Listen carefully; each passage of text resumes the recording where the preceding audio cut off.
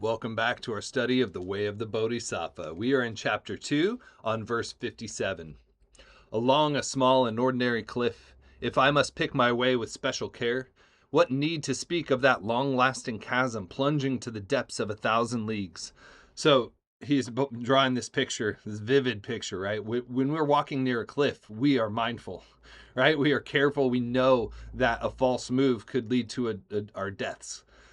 Here in this moment of death, the bardo is a cliff much worse, right? Because if we don't hold our mind with these virtues and with bodhicitta, then not only will we will fall into a rebirth that we may not want, right? So the virtue and the bodhicitta is what will protect us on this threshold.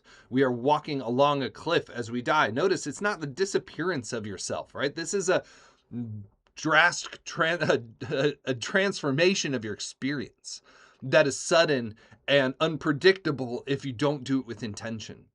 If it's not held with intention, then we just are going to be at the mercy of our karmic habits. And so we need to train ourselves to be able to hold this bodhicitta and this reliance on the Buddhas and Bodhisattvas in our fear. Because as I said, we will experience fear, but we need to be able to do it anyway in the fear. And the only way we're going to be able to do that is if we train now. 58. Today at least I shall not die. So rash to lull ourselves with words like these. My dissolution and my hour of death will come to me. Of this there is no doubt.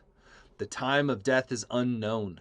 If you really contemplate the unknown moment of death, this will hit you, right? Like, you could get out of bed, trip and fall over your shoes, and hit your head on your nightstand, and that's the end. You could go eat breakfast, and it could be poisoned. This happens a lot these days, and you could die. You could get in a car wreck on your way to work. You could have a heart attack. You could have a stroke. There are so many causes of death, and life is held together by not very many factors, right? And any one of these factors falls away, we can't breathe, we die within minutes, right? So we really should consider, we don't know if we have any time. Believing you have time is a big mistake. There's only now, there's only today, and whenever you think of this shouldn't put you into a panic. What this should do is strengthen your resolve to cultivate bodhicitta and practice now. Notice that doesn't mean go run to your cushion. I mean, might. If you're at home and you can, great, do that. But if you're at work or in the car, then in that moment, take refuge. In that moment, cultivate bodhicitta. In that moment, reinforce your resolve that at the moment of death, I will turn towards the absolute and I will not grasp at temporary experiences. And I will cultivate a spirit of great compassion and love that is determined to benefit all sentient beings. And this will be my driving force. This is what will propel me forward. This is what I will ride on through the moment of death and beyond. So make that determination now. Don't wait for later. Don't wait till you get back to your cushion the next morning. When you think of it, do it in that moment. This is how we set up these new habits, right? This is why we can't just work with the ultimate. We also need to transform our temporary karma, because when the moment of death comes, all of your temporary karma gets ripened real quick. A lot of it, right? We're going to experience all the emotions, all the feels, and if we're very attached, we've been very angry and aggressive or very ignorant, then those patterns are going to be stronger than ever. So we really need to prepare ourselves like a soldier going into battle. We need to have this preparation every day, all day, needs to be the basis of our lives if we're going to withstand the powers of those negativities at the moment of death. 59. Who can give me fearlessness? What sure escape is there from this? It is certain that I'm going to die. So how can I relax my mind at ease? So this isn't saying like you can't train yourself to relax in your nature, but you shouldn't relax your mind into complacency. Complacency is the biggest enemy. Distraction, right? Because distraction is just a little bit like death, right? Because when we're distracted, our habits are what run us. So if we haven't trained ourselves very deeply, then we will slip into some sark ways. Now, one of the beauties of training in the way of the Bodhisattva is if you've trained in this thoroughly, as he says later on in the text, then even in moments of distraction, you automatically act like a Bodhisattva. So that's the kind of thing we need. We need that karma of a Bodhisattva so that if we are distracted, if we are overwhelmed by emotional difficulty, we still won't cause harm and we will still try to benefit. This is very important.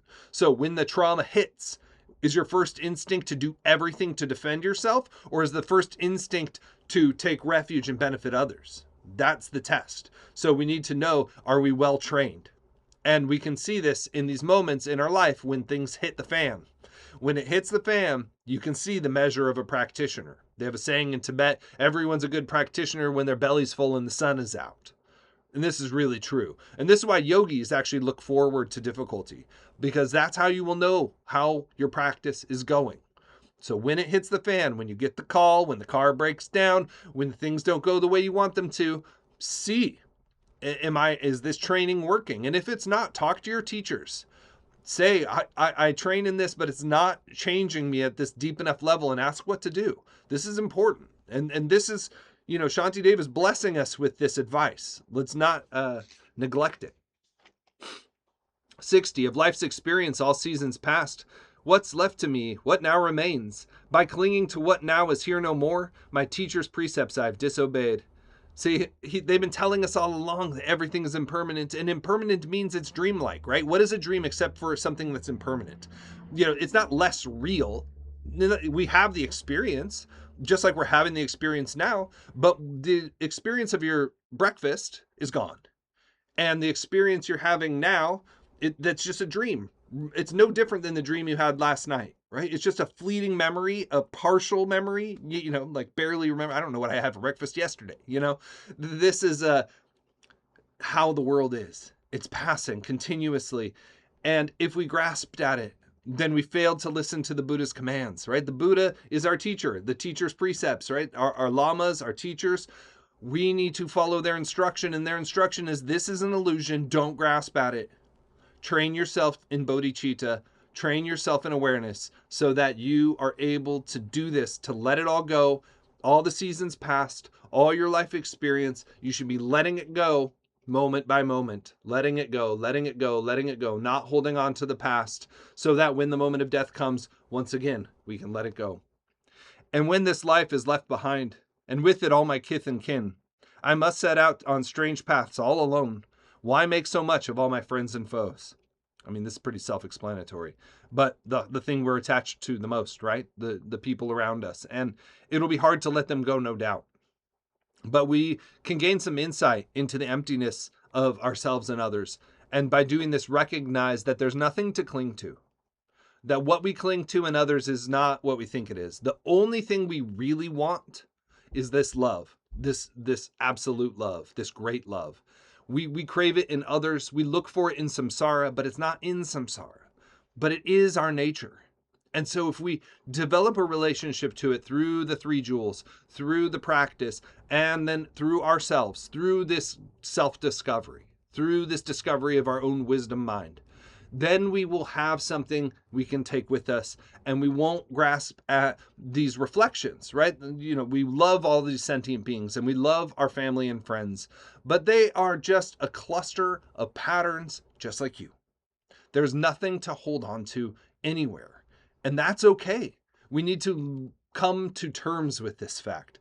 This is what the Buddha taught, that the suffering comes from believing there's a self here and there, and there isn't one.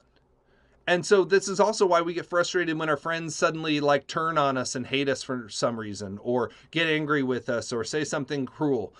We get so disappointed by that. But we shouldn't be disappointed or surprised at all. This is the nature of samsara, that things don't go the way we want them to, because they are just a cluster of patterns. We are a cluster of patterns, and both of us do stuff we don't intend to do, and if we're not a Buddha, aren't pure expressions of love.